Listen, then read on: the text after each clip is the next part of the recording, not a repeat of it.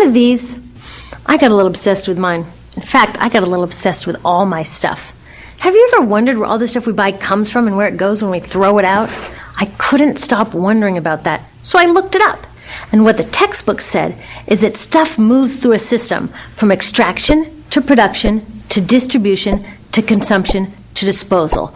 All together, it's called the materials economy. Well, I looked into it a little bit more. In fact, I spent 10 years traveling the world, tracking where our stuff comes from and where it goes. And you know what I found out? That is not the whole story. There is a lot missing from this explanation. For one thing, this system looks like it's fine. No problem. But the truth is, it's a system in crisis. And the reason it's a system in crisis is it's a linear system, and we live on a finite planet. And you cannot run a linear system on a finite planet indefinitely.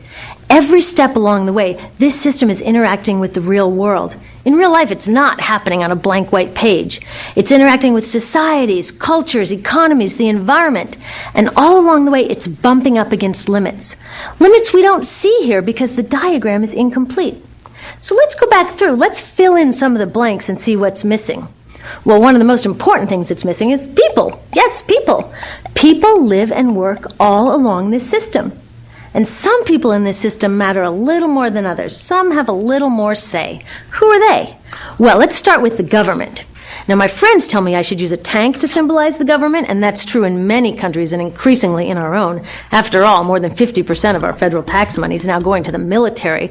But I'm using a person to symbolize the government because I hold true to the vision and values the government should be of the people, by the people, for the people. It's the government's job to watch out for us, to take care of us. That's their job. Then along came the corporation. Now, the reason the corporation looks bigger than the government is that the corporation is bigger than the government. Of the 100 largest economies on Earth now, 51 are corporations. And as the corporation has grown in size and power, we've seen a little change in the government where they're a little more concerned in making sure everything's working out for those guys than for us. Okay, so let's see what else is missing from this picture.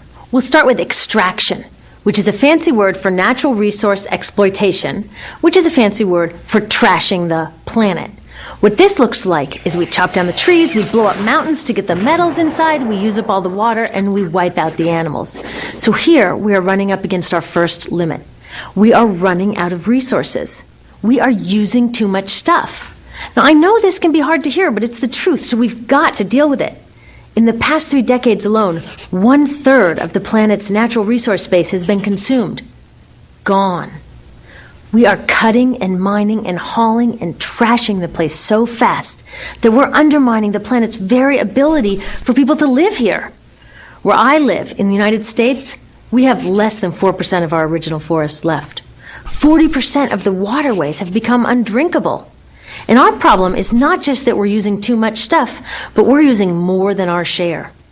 We have 5% of the world's population, but we're using 30% of the world's resources and creating 30% of the world's waste.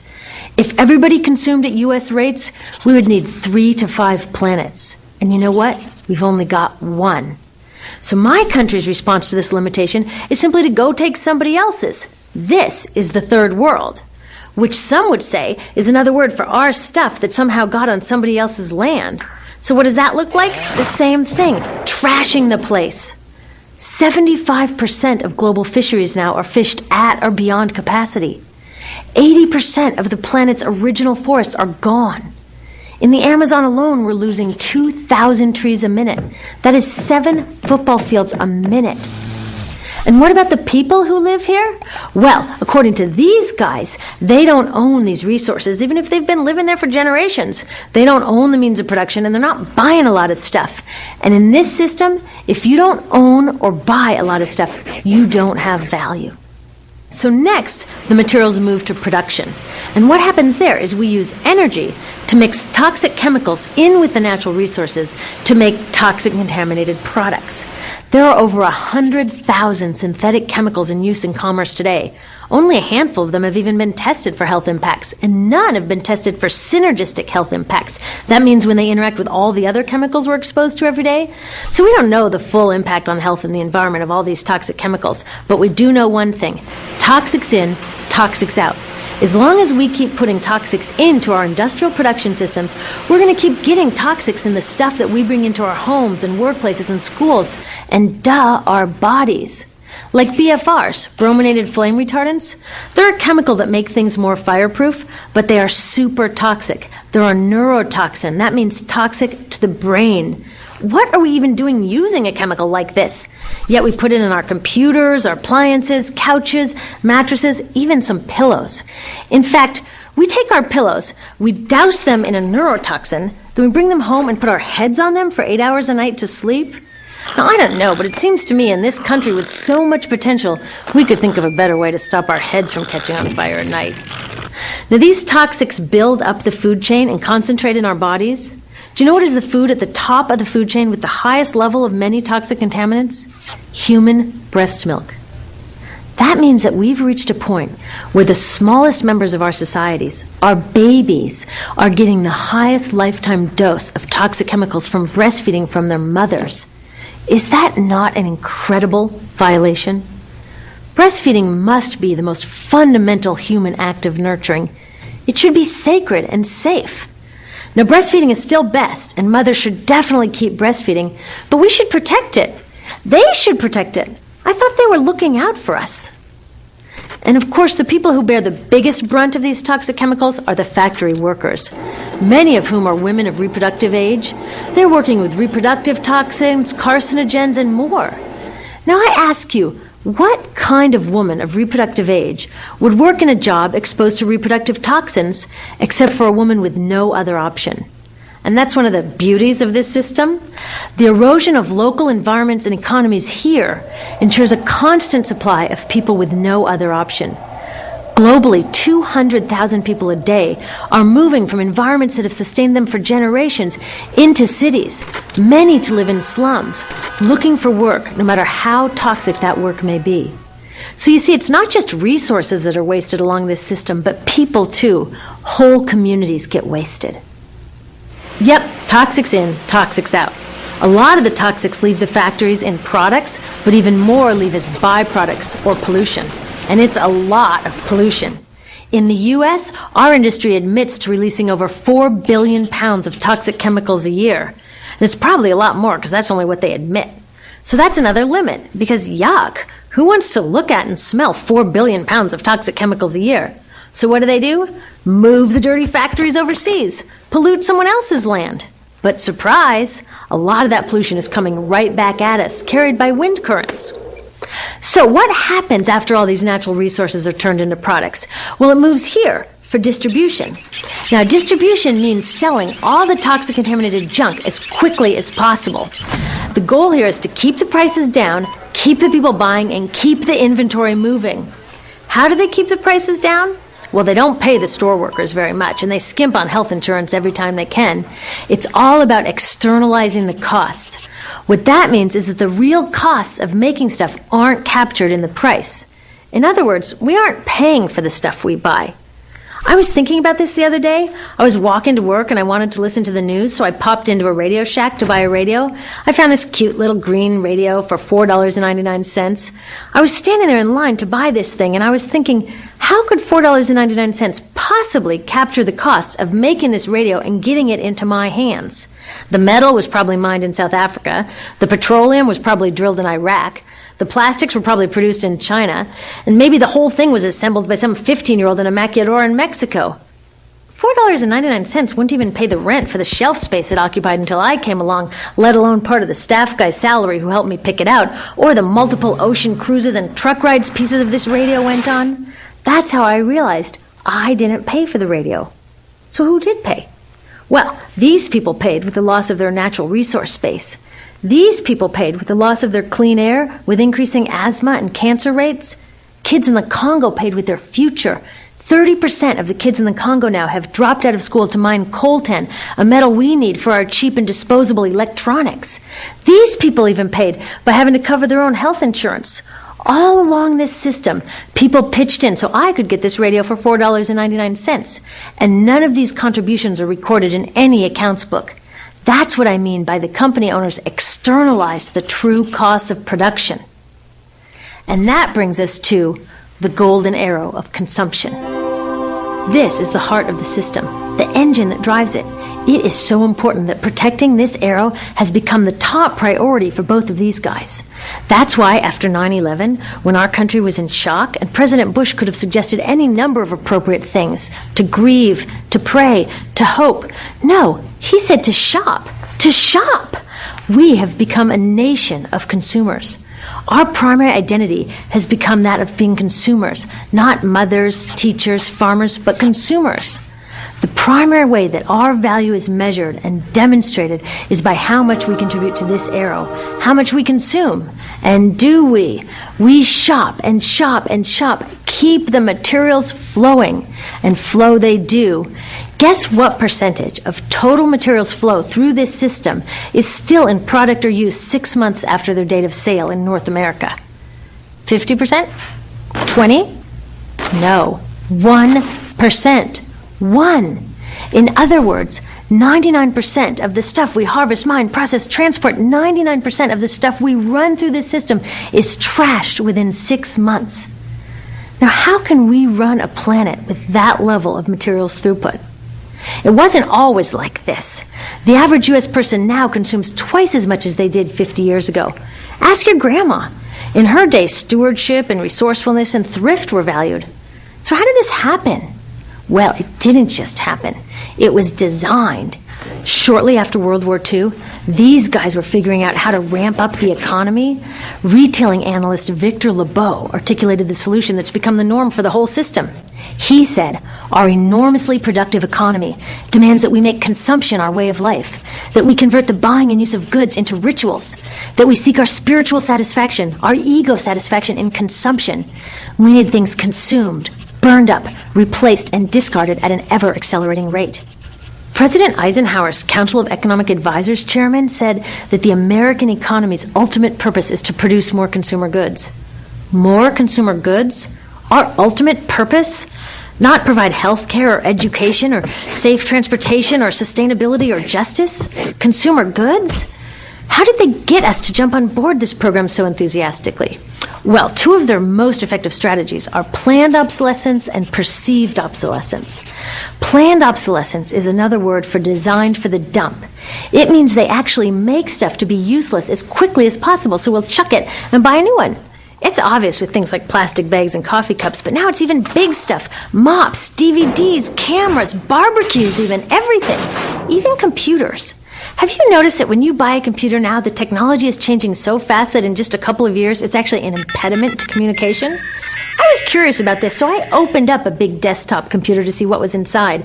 And I found out that the piece that changes each year is just a tiny little piece in the corner.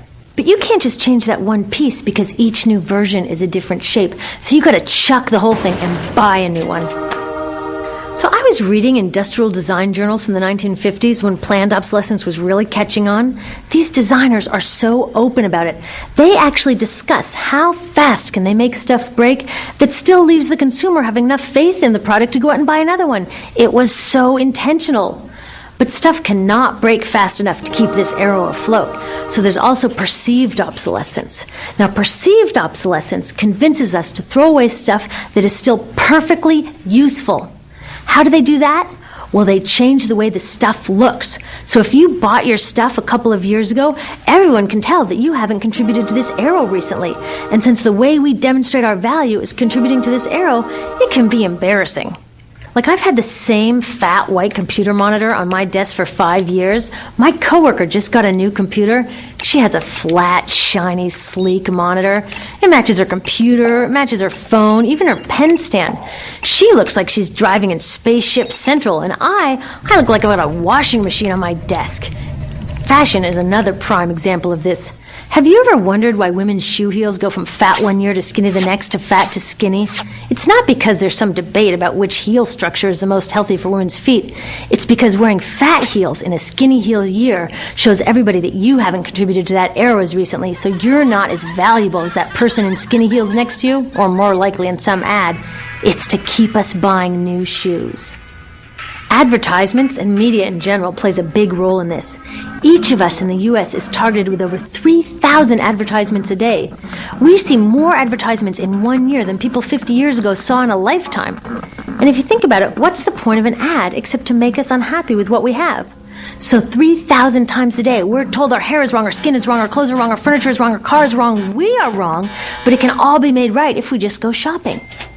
Media also helps by hiding all of this and all of this. So the only part of the materials economy we see is the shopping. The extraction, production, and disposal all happens outside of our field of vision.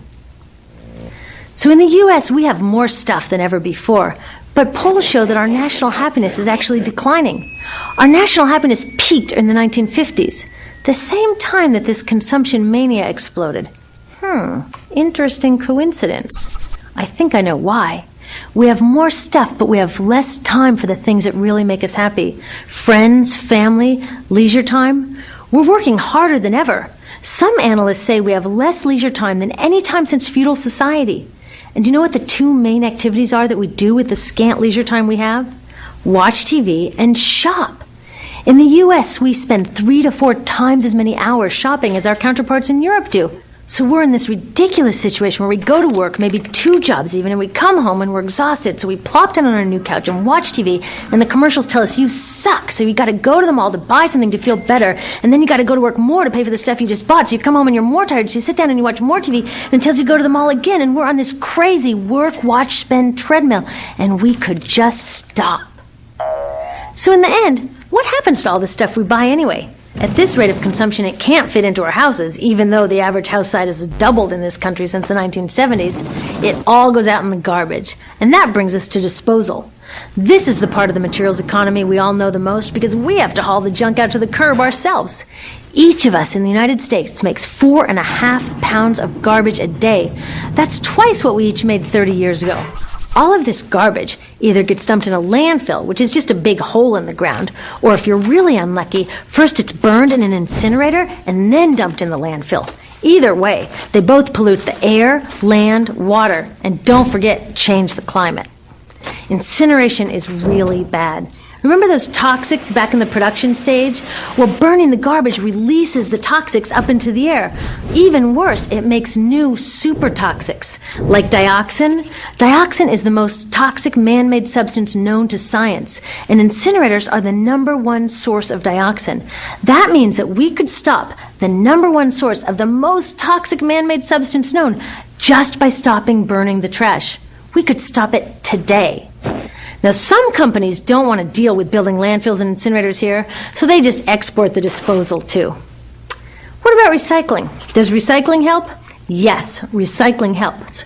Recycling reduces the garbage at this end, and it reduces the pressure to mine and harvest new stuff at this end. Yes, yes, yes, we should all recycle, but recycling is not enough. Recycling will never be enough for a couple reasons.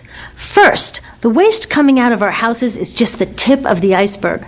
For every 1 garbage can of waste you put out on the curb, 70 garbage cans of waste were made upstream just to make the junk in that 1 garbage can you put out on the curb. So even if we could recycle 100% of the waste coming out of our households, it doesn't get to the core of the problems. Also, much of the garbage can't be recycled, either because it contains too many toxics or it's designed not to be recyclable in the first place. Like those juice packs, where they have layers of metal and paper and plastic all smushed together, you can never separate those for true recycling. So you see, it is a system in crisis. All along the way, we are bumping up against limits. From changing climate to declining happiness, it's just not working. But the good thing about such an all-pervasive problem is that there are so many points of intervention. There are people working here on saving forests and here on clean production, people working on labor rights and fair trade and conscious consuming and blocking landfills and incinerators, and very importantly, on taking back our government so that it really is by the people and for the people. All of this work is critically important, but things are really going to start moving when we see the connections, when we see the big picture. When people along the system get united, we can reclaim and transform this linear system into something new, a system that doesn't waste resources or people. Because what we really need to chuck is that old school throwaway mindset. There's a new school of thinking on this stuff, and it's based on sustainability and equity, green chemistry, zero waste, closed-loop production, renewable energy, local living economies. It's already happening. Now, some say it's unrealistic, idealistic that it can't happen, but I say the ones who are unrealistic are those that want to continue with the old path. That's dreaming. Remember, that old way didn't just happen. It's not like gravity that we've just got to live with. People created it, and we're people too. So let's create something new.